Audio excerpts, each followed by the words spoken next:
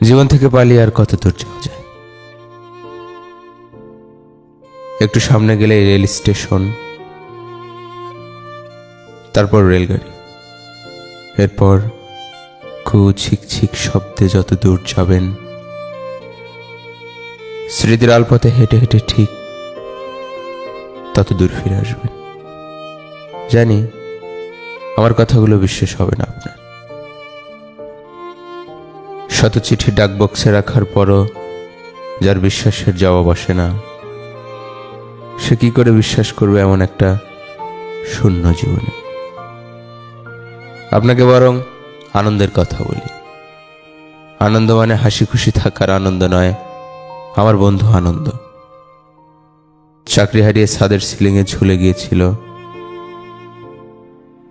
তার সুসাইড নোটে লেখা ছিল, আর যাই হই কিছুতেই ভিখারি হতে পারবো না। অথচ আনন্দ ভুলে গিয়েছিল তার পূর্বপুরুষের কথা, যারা ভিখারি নয়, কৃষক ছিল।